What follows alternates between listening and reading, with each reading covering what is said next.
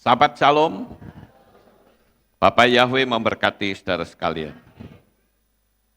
Pada pagi ini saya akan menyampaikan satu materi yang saya beri tema, apa agenda selanjutnya? Nah, Bapak Ibu yang terkasih, kalau kita melihat saat ini, ada sesuatu yang sedang viral di dunia maya, yaitu tentang KTP digital. Jadi semua dibuat digital. Apakah itu KTP, sertifikat tanah, akte kematian, akte perkawinan dari catatan sipil, semua akan dijadikan digital. Nah, adanya era digitalisasi ini, saya pernah berkata bahwa nanti yang akan panen adalah para hacker yang akan meraup keuntungan dari semua, khususnya tabungan yang ada. Karena yang namanya hacker, dia bisa mengambil, mengubah, bahkan apa yang dia lakukan tidak ada orang yang tahu. Dia bisa menghilang jejaknya, saudara. Kita ambil contoh saja sampai sekarang, pemerintah belum bisa menemukan seorang hacker yang menamakan diri Bjorka. Saudara pernah dengar? Ya, dilacak sampai hari ini, tidak pernah ketemu orangnya. Secanggih apapun, karena dia ngotak-atik sistem. Dan ternyata, saudara-saudara, apa yang saya katakan ini sudah mulai terbukti. Kalau kita mau memperhatikan, maka ada orang yang memberitahu bahwa 337 juta data KTP dari Dukcapil itu bocor, saudara. Jadi data lengkapnya itu bisa dipergunakan untuk menguras dana. Ini memang cukup mengerikan. Karena yang diambil itu bisa nomornya, nomor registernya, kemudian nama, alamat, dan nama orang tua. Jadi kalau sekali waktu ada telepon yang mengatasnamakan bank, yang berkata, apa betul Anda namanya Lukas Sutrisno? Anda tercatat di sini nama orang tuanya ini, nama ayah ini, ibu ini, dan nomornya sekian-sekian. Semuanya benar. Karena data itu sudah bocor keluar, saudara-saudara. Tetapi saya berpikir bahwa era digitalisasi ini, menurut saya itu sangat bagus sekali. Karena apa? Karena penggenapan firman Tuhan itu sedang terjadi. Globalis, tentu kalau saya bilang globalis, pasti saudara sudah paham semua ya, akan dapat mempermudah mengontrol manusia untuk saat ini. Dan semua negara di atas muka bumi ini sudah sepakat untuk bersama-sama bergabung dalam satu sistem. Memang kalau saat ini bagi negarawan akan merasa ini luar biasa, karena dia bisa mengontrol rakyatnya. Tentu mereka akan mengatakan, oh ini sangat bagus. Karena kalau nanti ada apa-apa, negara yang ambil alih. Jadi kalau dilihat, memang semua negara akan mengontrol rakyatnya sendiri-sendiri secara mandiri. Tetapi sayangnya, kelak tidak akan seperti itu lagi. Semua data harus masuk ke pusat. Banyak orang yang mengambil langkah, yaitu dengan cara mengambil uang secara fisik. Tetapi tahukah saudara, bahwa uang fisik pun mulai tidak diberlakukan lagi. Kalau saudara melihat di Eropa, di salah satu negara sudah banyak sekali uang fisik itu tidak berfungsi. Sehingga nilai uang fisik atau uang kertas, sebanyak apapun yang saudara miliki, akan menjadi seperti mainan monopoli. Jadi nggak ada nilainya sama sekali, saudara. Dan ini merupakan penggenapan firman Tuhan. Punya uang digital nanti bisa diambil alih menjadi nol, punya uang kertas juga bisa menjadi uang mainan. Ini memang sudah saatnya, saudara. Dan saya katakan bahwa masa kedatangan Tuhan kita Yeshua HaMashiach, Sang Mesias yang agung, akan segera datang kembali. Sekarang tinggal kita mempersiapkan diri. Karena kelak, siapapun yang tidak mau tunduk kepada OWR, atau saya menyebutnya one world religion, maka saudara akan punya masalah yang sangat besar. Saat ini kita harus tahu bahwa one world religion atau sistem agama tunggal itu sudah dalam persiapan dan sudah sangat matang sekali. Siapapun yang nanti tidak akan tunduk kepada aturan yang mereka miliki, maka saudara akan dianggap teroris. Dan saudara akan lari kemanapun. Ingat, tubuhnya sudah memiliki receiver tracking. Jadi saudara mau lari kemanapun akan kelacak. Dan perlu saudara ketahui bahwa sistem agama tunggal ini sudah diresmikan kembali. Kalau waktu yang lalu dilakukan di Jepang, saat ini sudah dilakukan kembali tanggal 14 September 2022 di Kazakhstan. Dan yang paling menonjol adalah adanya gabungan dua agama besar yang dibilang satu rumpun, sehingga muncul yang namanya agama Krislam. Gabungan dari Kristen dan Islam. Bahkan rumah Abraham Accord sudah didirikan di Dubai yang nantinya akan dipakai oleh tiga agama besar, yaitu Yahudi, Kristen, dan Islam. Dan tentunya semua agama di atas muka bumi ini sudah menandatangani kesepakatan bersama dengan dalih high tolerance dan kesatuan kemanusiaan. Inilah yang kelak akan menjadi berdirinya anti-Hamasiyah yang dengan satu sistem agama tunggal, mereka akan memiliki tokoh yang saya menyebutnya dengan sound the sheep, si kambing hitam yang secara resminya adalah Baphomet. Nah, mereka juga berkata, saudara,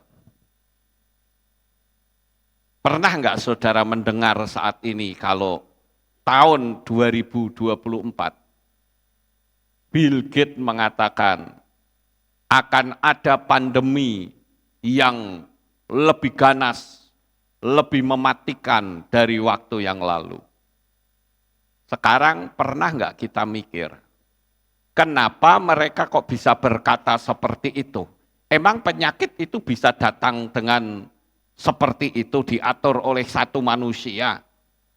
Tentu tidak, bukan? Loh kok mereka bisa ngomong begitu?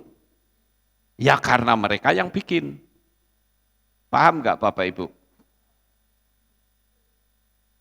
Dan tentu saja, kalau mereka yang bikin aturan-aturan yang lalu akan kembali diterapkan. Dan kita tentu melihat bahwa rapture akan segera terjadi. Sebetulnya kita itu hanya menunggu saat seperti ini, saudara. Inilah saat yang kita tunggu-tunggu. Nah, oleh karena itu kita harus menyadari bahwa Bapa Yahweh Tuhan kita yang Maha Kuasa itu sangat luar biasa. Lalu sekarang yang menjadi pertanyaan bagaimana sih supaya kita bisa rapture? Karena juga semua orang-orang Kristen juga mengatakan, oh kita akan mengalami rapture katanya. Tapi apakah benar demikian? Jadi saya katakan, orang yang akan mengalami rapture itu tentu ada aturannya. Sekarang kalau saya tanya kira-kira rapture itu yang membuat terjadinya rapture itu siapa? Ada yang tahu? Kira-kira siapa saudara? Kalau saya bilang Bapak Yahweh benar nggak? Karena yang bikin terjadinya rapture penentuannya adalah Bapak Yahweh. Jadi jalan satu-satunya untuk bisa mengalami rapture, yang pertama harus menerima dulu nama kudus Bapa Yahweh. Dan jangan pernah disandingkan dengan nama asing yang bukan dari Israel. Kalau kita melihat di dalam kitab Shemot, di sana Bapa Yahweh mengatakan bahwa jangan sampai kedengaran dari mulut kita nama ilah asing. Nah ini luar biasa saudara-saudara. Dan semua mereka sudah mempersiapkan segala sesuatunya. Tapi kadangkala kita yang tidak peka. Kita yang tidak menyadari bahwa waktunya itu sudah sangat singkat sekali.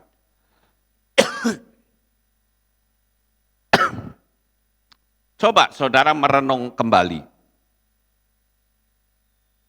Kenapa antena 5G kok ada pohon palemnya? Walaupun ini bukan pohon palem beneran, tapi dibuat dari plastik, saudara. Pernah nggak kita merenung? Itu adalah antena 5G. Ada pohon palemnya. Nah ini juga. Kadangkala kita nggak pernah pikir, saudara. Kenapa ya antena kok dikasih pohon? Ini sebetulnya kalau kita mau ngerti dunia alam roh, ini spiritnya, saudara. Itu mau menyamai Yesua.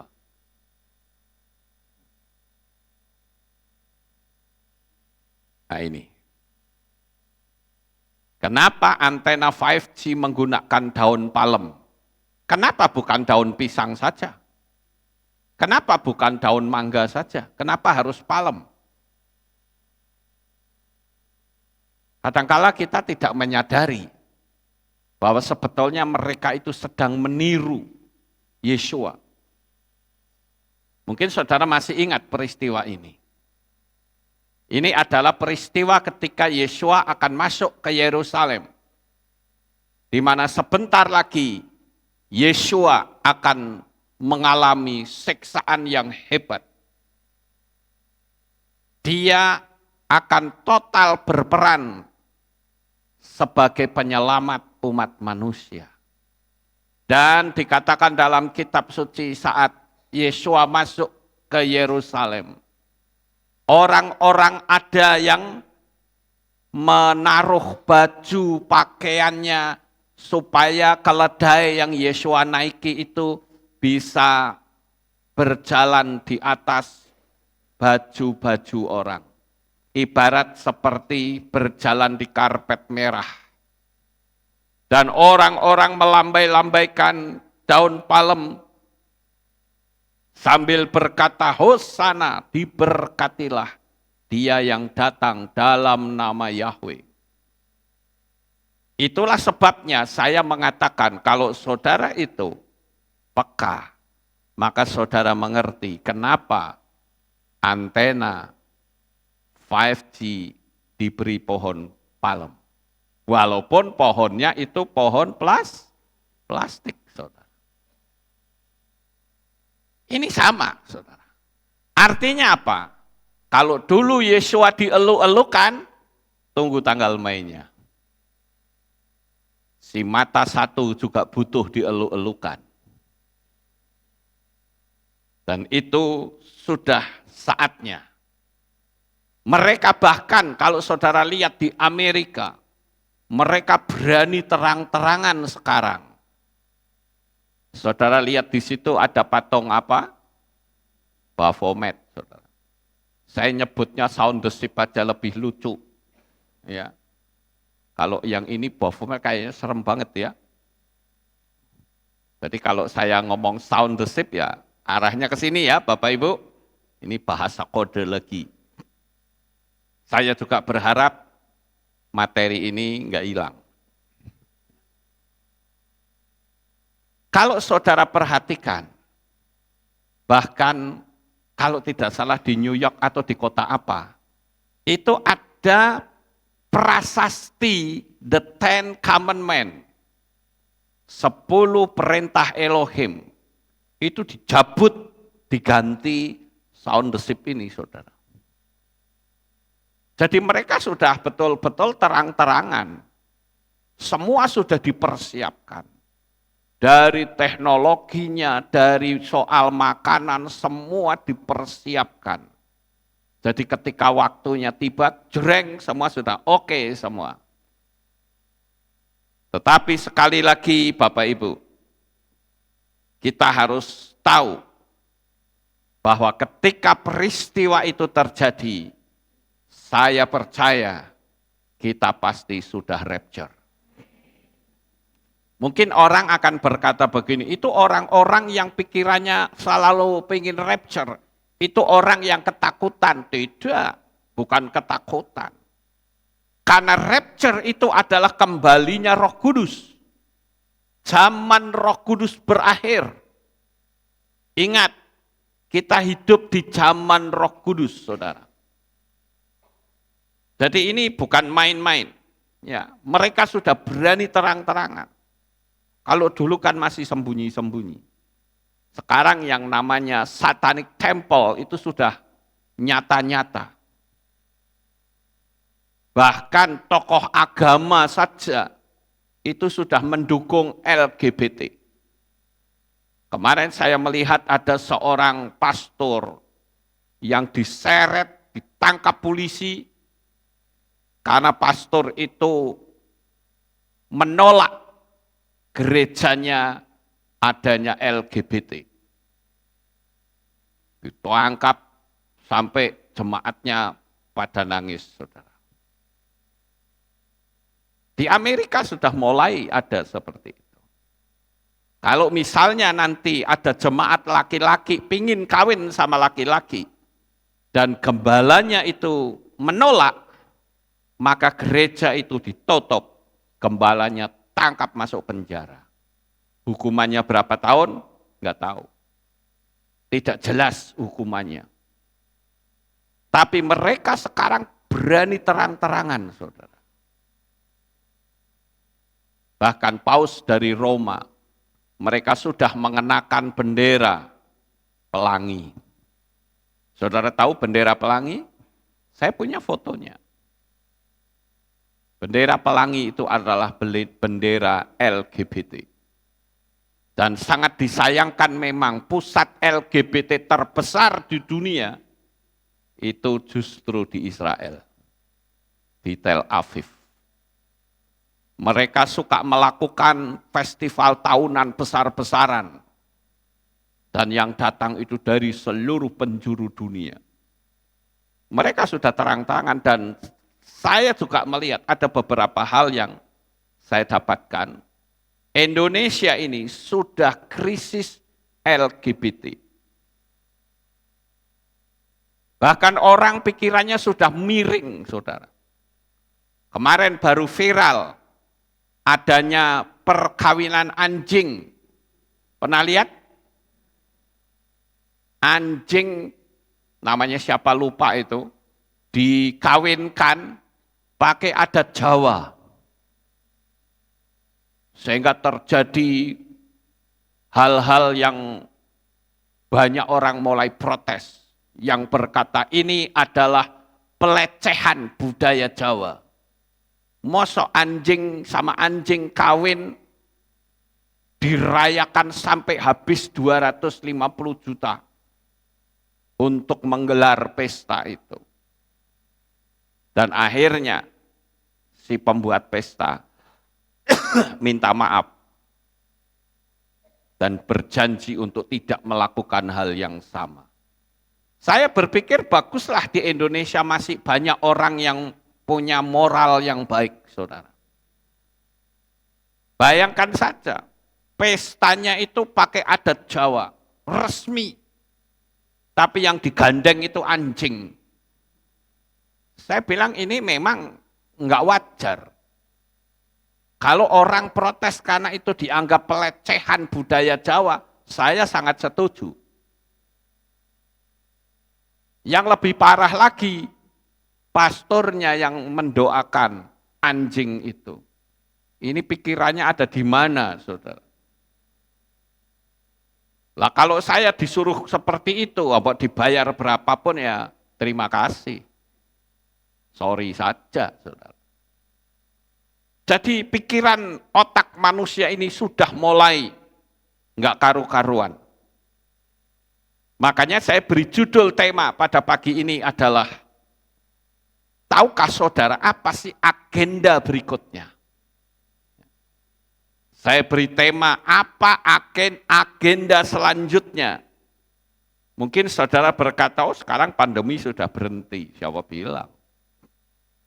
Tunggu tanggal mainnya. Mereka sedang persiapkan yang lebih ganas lagi.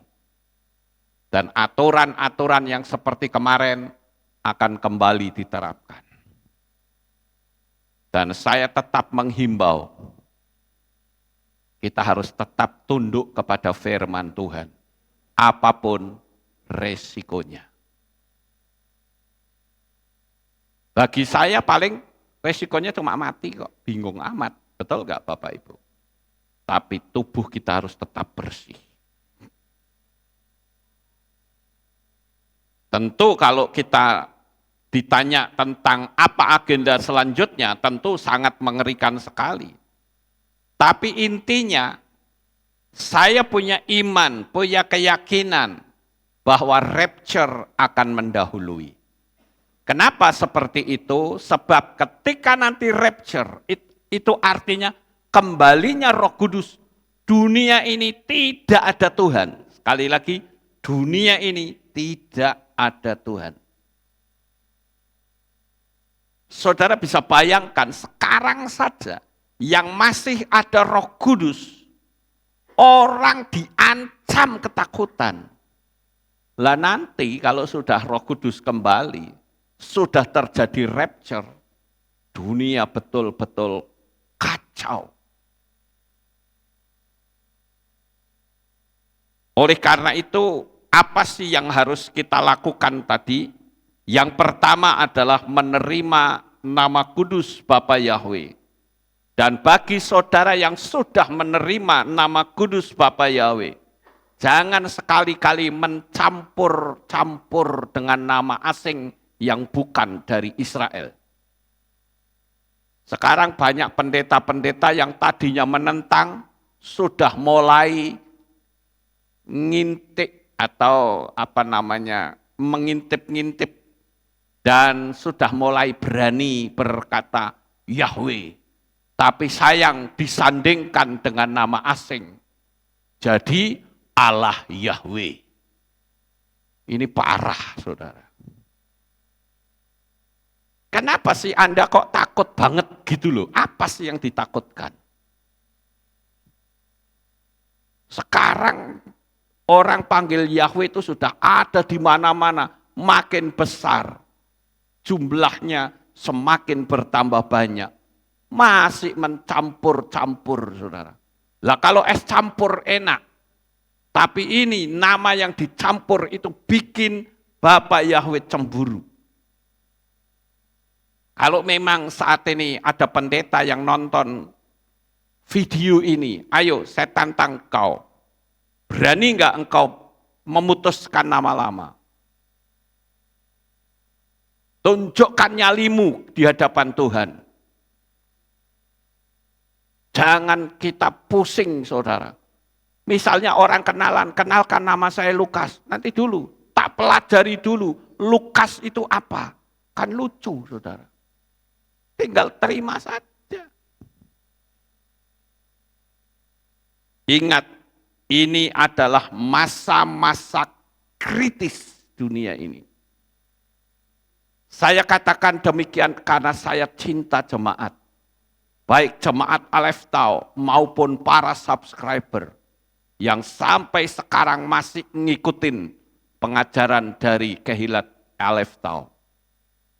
Kerinduan saya yang paling dalam adalah jangan sampai saudara ketinggalan pada waktu rapture. Kalau sampai ketinggalan itu sengsara sak sengsaranya manusia. Saudara punya duit juga tidak bisa dipakai. Karena saudara nggak mau ikut ini untuk nyembah ini. Saudara mungkin berpikir, aku tak punya emas misalnya. Memang emas itu masih punya nilai. Tapi saudara mau pergunakan untuk apa? Kalau misalkan saudara punya emas, emang saudara mau tukar sama sayur? Kan tidak mungkin, saudara. Saudara mau lari kemana? Mau lari ke hutan? Ingat loh, nanti yang tidak mau tunduk kepada aturan mereka, saudara akan dianggap teroris dan akan dikejar. Dan kembali banyak ayat firman Tuhan yang mengerikan itu terjadi. Saya kemarin mendapatkan video, saudara. Orang disabet pakai pedang, itu separuh dari sini ke sini ya. Itu buka, tapi orangnya masih hidup. Ngeri enggak itu coba? Jadi pedang itu sabetkan ke sini, itu dari sini ke sini, itu masuk ke dalam. Jadi ini kalau diginikan yang buka, saudara. Kalau mau tahu, mau minta boleh WA saya, nanti saya kirimin. Kalau berani nontonnya, saudara. Kalau enggak ya enggak usah. Ya. Tapi kalau saudara mau silahkan WA saya. Saya buktikan, inilah yang disebut dengan maut lari meninggalkan manusia. Dan itu nanti akan terjadi pada masa yang dikenal dengan the Great Tribulation. Saya wanti-wanti, sungguh-sungguh saya menyayangi jemaat. Jangan sampai nanti terjadi rapture dan ada yang ketinggalan. Saudara kalau ketinggalan sudah saudara kehilangan keluarga, maka saya katakan ayo setia ibadah, setia. Ya. Karena kalau sampai ketinggalan, misalnya saudara yang disebut maniak bekerja, emangnya saudara masih bisa bekerja? Enggak bakal. Karena masa yang dikenal the Great Tribulation itu saya menyebut dengan bahasa saya sendiri, itulah masa kemarahan setan kepada manusia diumbar secara terang-terangan. Jadi setelah kita menerima nama Yahweh dan jangan mencampur-campur, maka hal yang kedua, meteraikan dirimu dalam baptisan yang memanggil nama Bapa Yahweh yang Maha Kudus. Sekali lagi saya mewanti-wanti karena ada ayat yang mengatakan, apa yang kau ikat di bumi akan terikat di Samayim. Apa yang kau lepas di bumi akan terlepas di Samayim. Kenapa harus ada yang namanya baptisan pembaharuan? Karena dulu kita dimeterai dalam nama yang salah, nama asing. Makanya sekarang perlu diperbaiki supaya spiritnya itu tidak menuntut kita nanti di kursi pengadilan Tuhan. Materi apa yang saya sampaikan tentang baptisan pembaharuan, saya lihat mulai banyak di-counter oleh pendeta-pendeta. Padahal mereka kadangkala kalau tur ke Israel, orang yang sudah dibaptis minta dibaptis kembali, dilayani. Saudara. Itu kan baptis ulangan artinya. Bukankah mereka punya doktrin baptisan itu satu kali? Kenapa pada waktu ke Israel mereka minta baptis di Sungai Yordan kok mau? Pendetanya. Tapi justru ketika ada baptisan pembaharuan atas nama yang benar, malah mereka kebakaran jenggot. Pada saat pertama memanggil nama Yahweh, baptisan pembaharuan belum pernah ada.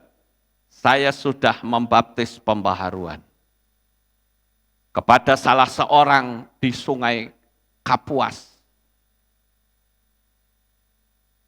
Memang itu tidak saya publikasikan karena waktu itu belum saatnya. Tapi ketika saat itu Tuhan berbicara kepada saya, kamu nanti akan menjadi promotor pertama baptisan pembaharuan via streaming. Dan sekarang betul-betul terjadi. Saya bilang, saya selalu siap Tuhan. Kamu mau ajak saya seperti apa, hayo saya layani. Jadi meteraikan dalam nama Bapa Yahweh.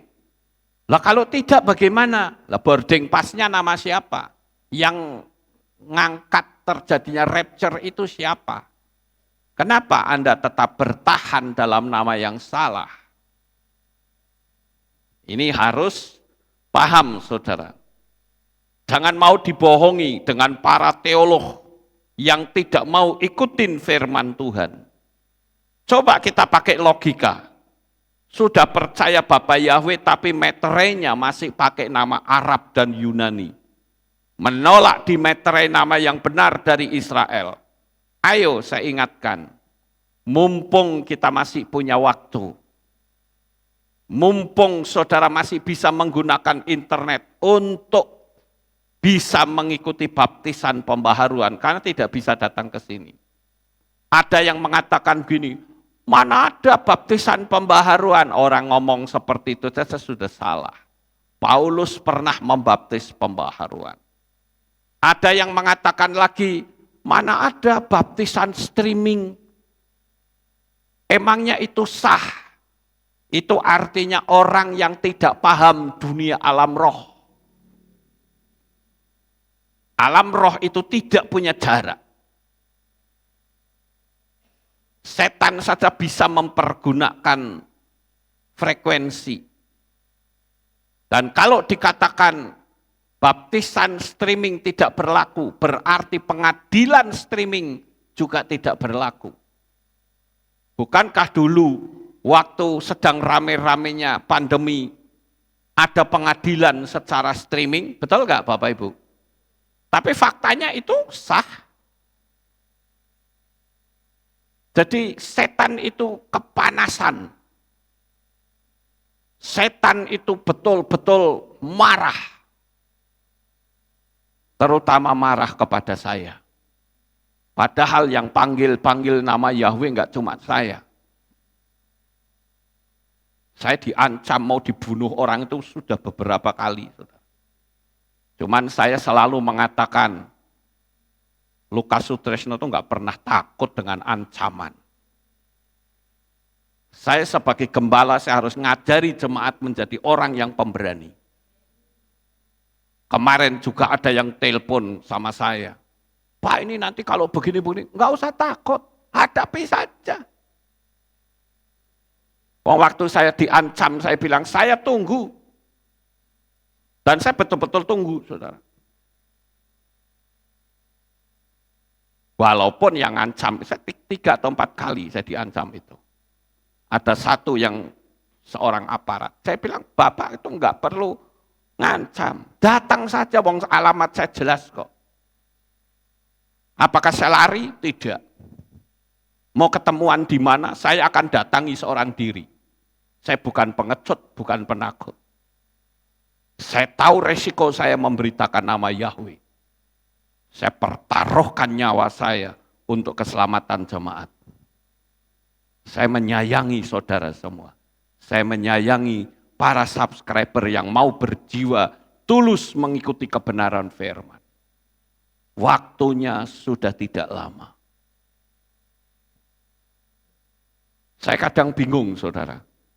Yang manggil nama Yahweh kan bukan cuma saya, betul nggak? Banyak sekali. Tetapi kenapa saya jadi inceran? Saya juga tidak tahu. Tetapi yang jelas, kalau ada orang yang betul-betul mau ngancam, mau bunuh, saya nggak akan pernah lari.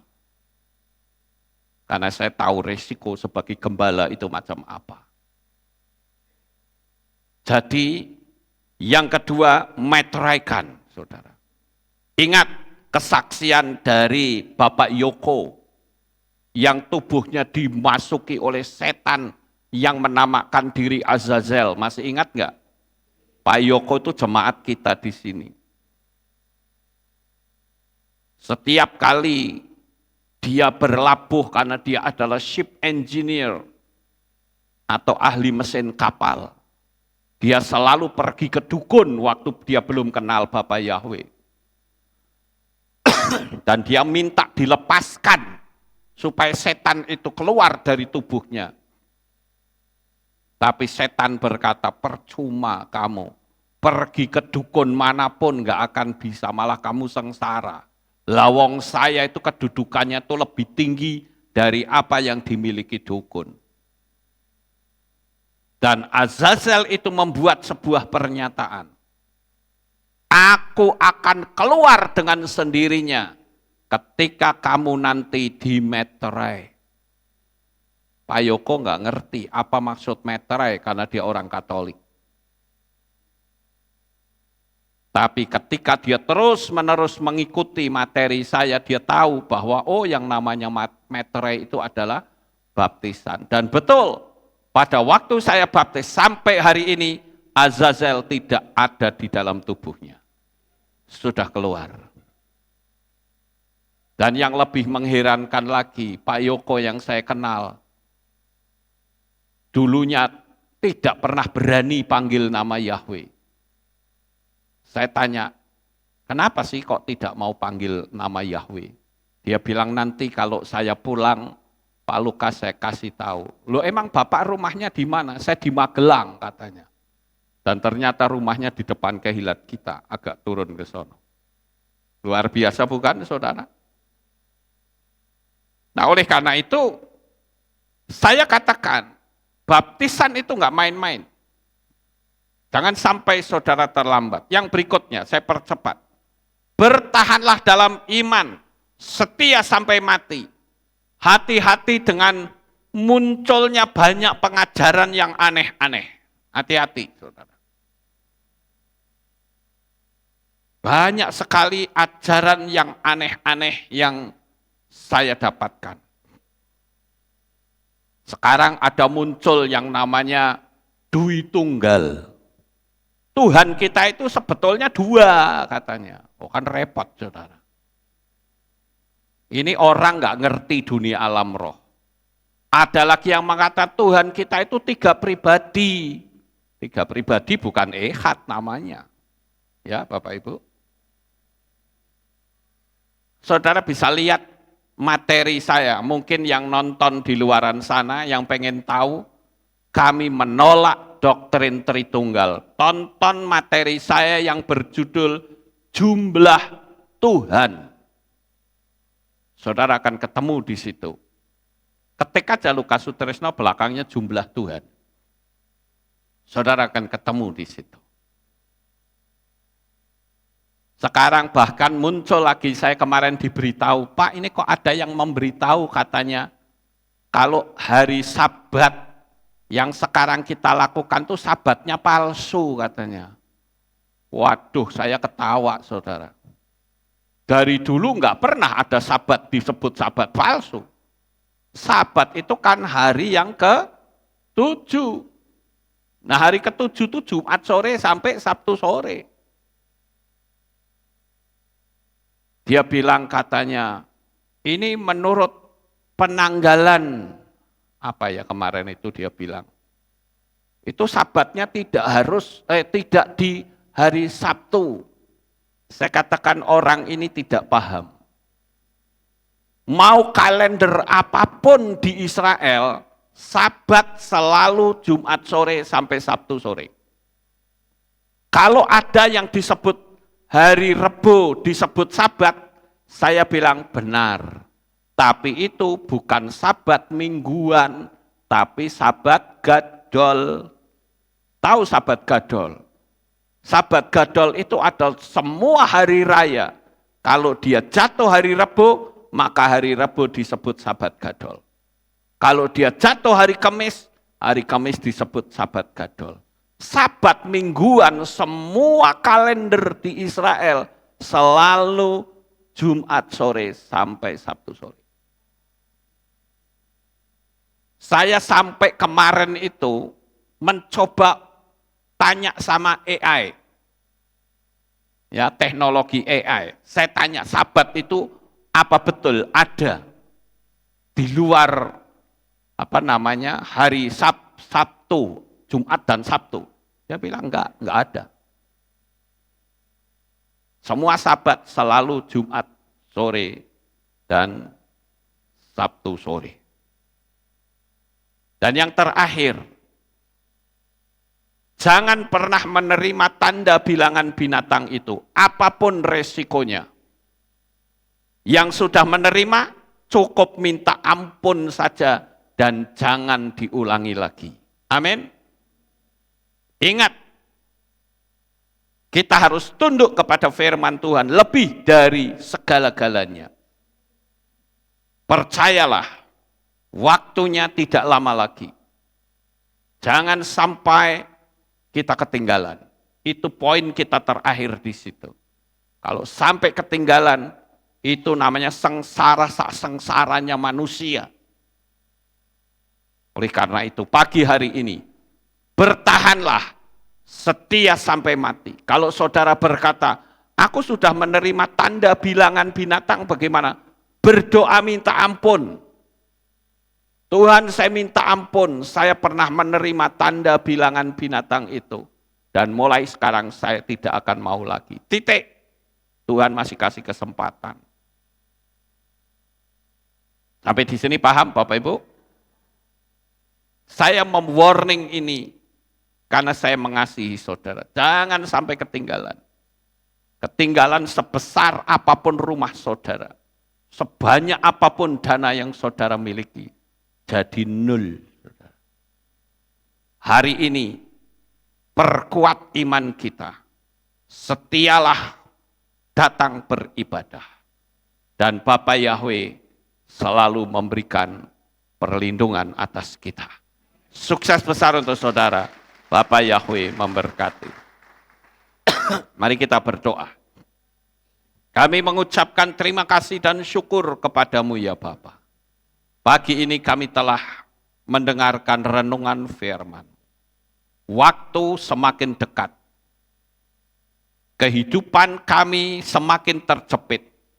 Tetapi kami tahu akan tiba waktunya Engkau mengangkat kami bersama kembalinya Roh Kudus. Terpujilah Engkau ya Bapa Yahweh. Dunia kelak tanpa Tuhan di dunia ini. Tetapi kami akan selalu ada bersamamu. Karena kami mencintai-Mu Tuhan. Terima kasih Bapa, terpujilah Engkau.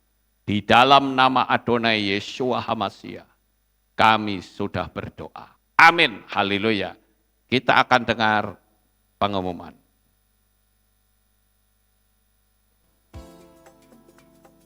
Shalom, berjumpa kembali dalam Aleph Tau Update News. Berikut kami sampaikan pengumuman minggu ini.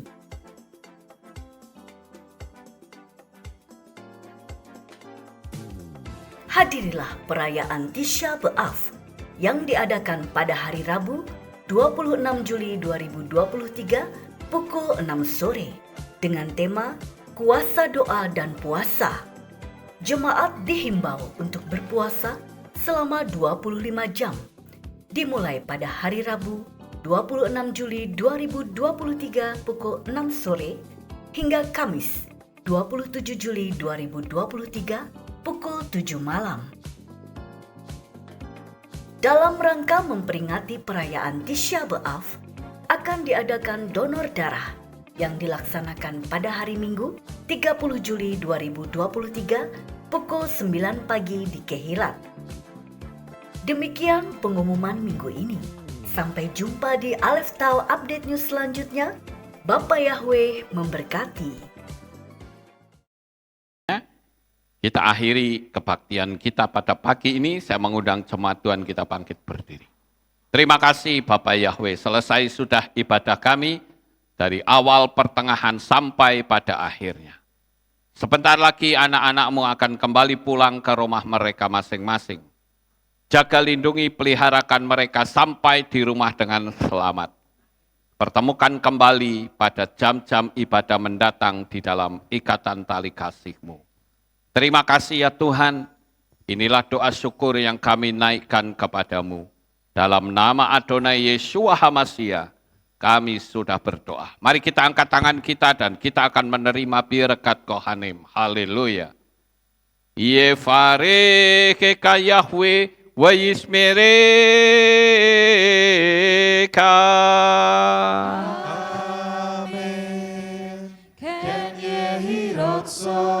Yair Yahweh panau eleka, wihuneka.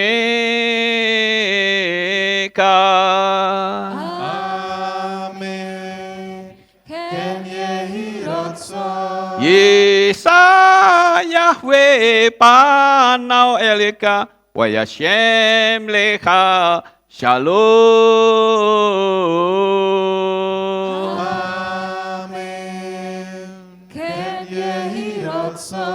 Baruk atapair ufaruk atapasareh. Engkau akan diberkati di kota dan kau akan diberkati di ladang. Amin. Baruk peripit neka, ufriat matka, ufri fahem teka syekar ala peka wa esterotjoneka. Diberkatilah buah kandunganmu, diberkati hasil bumimu, diberkati hasil ternakmu, anak-anak lembumu dan anak-anak dombamu. Amin. Baruk dan akau misyarteka, diberkatilah bakulmu dan tempat adonanmu. Amin. Baruk ata boboy kau faruk ata betseteka, dan kau akan diberkati pada waktu engkau masuk dan engkau akan diberkati pada waktu engkau keluar. Amin. Baruk ata Yahweh Elohenu melek haolam, beshem Yeshua HaMashiach waruah hakodes kile olam faed. Kami sudah berdoa dan mengucap syukur. Haleluya. Amin.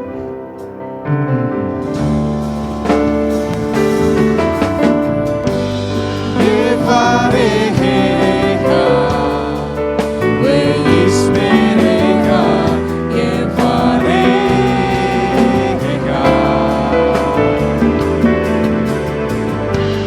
Yair Yahweh, panau eleka, wihuneka.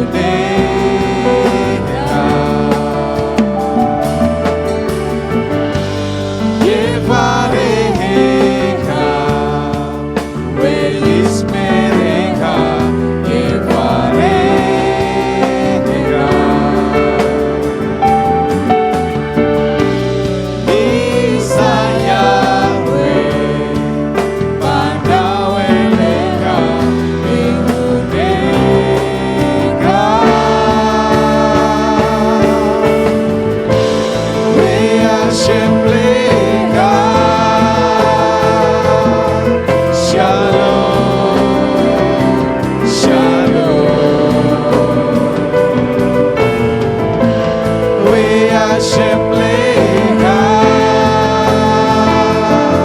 Shalom, Shalom. Yevarecha, Veismerecha, Yevarecha. Bapa yang selalu memberkati kita semua. Sabat Shalom, haleluya. Ketika Yahweh memulihkan keadaan Sion. Terima kasih atas kehadiran Bapak Ibu Saudara sekalian dalam ibadah bersama kami di Kehilat Alef Tau Magelang. Doa saya Bapa Yahweh memberkati dengan kesehatan yang sempurna, damai sejahtera dan berkat materi yang semakin melimpah. Kami menunggu kembali kehadiran Bapak Ibu Saudara sekalian pada jam yang tersedia.